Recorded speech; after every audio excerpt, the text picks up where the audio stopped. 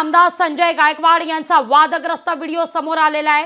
तलवारीनं cake कापून आमदार महोदय हा केक आपल्या लेकाला म्हणजेच मृत्युंजय गायकवाड यांना भरवताना दिसतायत। इतकंच नाही तर तो केक आपल्या कार्यकर्त्यांना सुद्धा भरवलेला आहे। या सगळ्या मुद्द्यावर जेव्हा संजय गायकवाड यांच्याशी आम्ही संवाद साधण्याचा प्रयत्न केला तेव्हा मात्र आपलं काहीही चूक नाही, आपलं गैर नाही। जसं पथसंचलनामध्ये पोलीस तलवार घेऊन सहभागी होता तसं आपण केक घेऊन या ठिकाणी केक कापला, तलवारीनं केक कापला असं यावर संजय गायकवाड यांचं म्हणणं आहे। आपली काहीही चूक नाही, आपण आपल्या मुद्द्यावर ठाम असल्याचं संजय गायकवाड स्पष्ट करतायत। पण या सगळ्या मुद्द्यावर आता गुन्हा दाखल व्हावा अशी मागणी विजय वडेट्टीवार यांनी देखील केलेली आहे।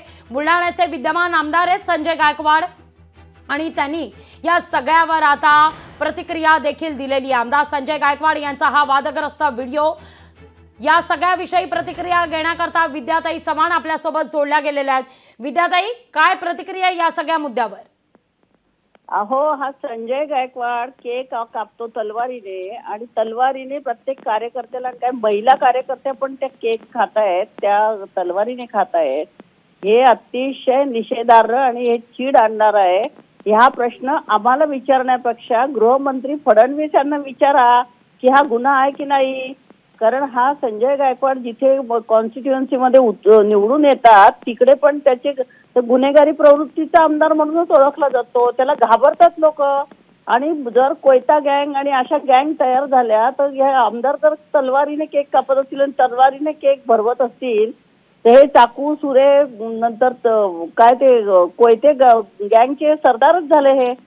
हे असं करणाऱ्या संजय गायकवाडचा प्रश्न तुम्ही विचारा गृहमंत्र्यांना फडणवीसांना की हा गुन्हा आहे की नाही। तलवारीने केक कापायचा, केक हा सुरीने कापला जातो आणि मवाळ सुरी असते तिने कापला जातो, परंतु तलवार हे कसलं प्रतीक आहे? या मतदारसंघातल्या लोकांनी अशा आमदाराला पुन्हा निवडून देता कामा नये की हे सगळे गुन्हेगारी प्रवृत्तीचे लोक आहेत। 50-50 कोटीचे खोके घेऊन बसलेले लोक आहेत। हे 50 कोटी आले कुठून आणि यांना आता मिळाले कसे?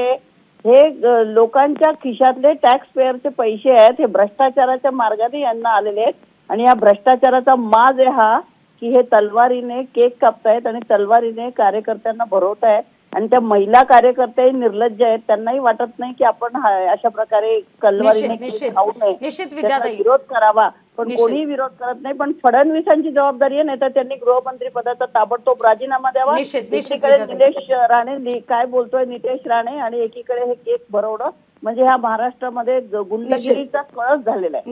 निश्चित विद्याताई, धन्यवाद आमच्याशी संवाद साधला त्याबद्दल। लोकशाही मराठी ऐका, पहा, जागरूक रहा।